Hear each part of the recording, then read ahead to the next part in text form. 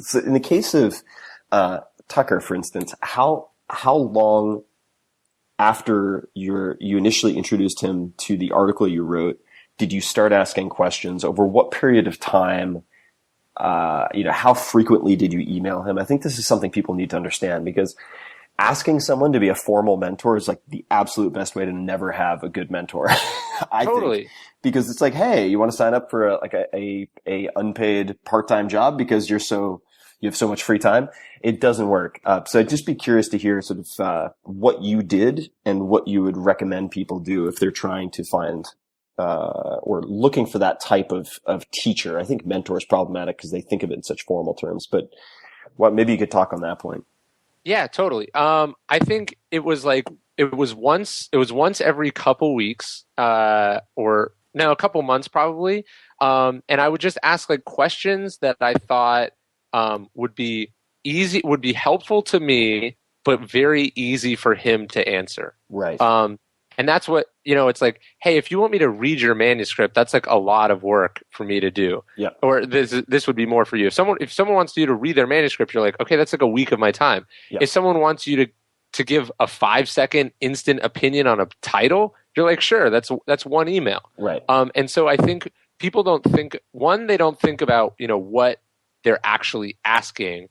And then two, they ask a lot over and over again. When really, it's actually interesting. There's this thing called the Ben Franklin effect. I don't know if you know this story, but about the lending library or the yeah. Why don't you tell the story? This is such a great story.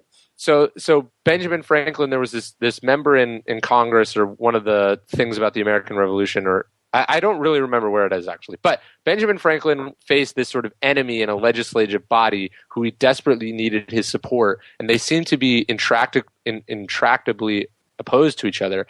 And what Benjamin Franklin did was he heard that this guy loved rare books and had a prized library of rare books, one book that he valued above all the others. So Ben Franklin, being a somewhat bold man, walks right up to this guy and just asks him if he can borrow his most prized possession.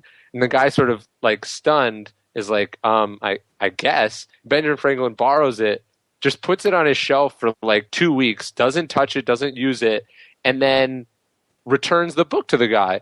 And what he finds is that having borrowed this guy's most prized possession, they now have not only the shared connection, but the guy has to justify in his head why he would loan this thing that's so valuable to someone else. And so he starts to tell himself this story that Benjamin Franklin must be good. He must be someone worth loaning this thing to, sort of using cognitive dissonance to your advantage.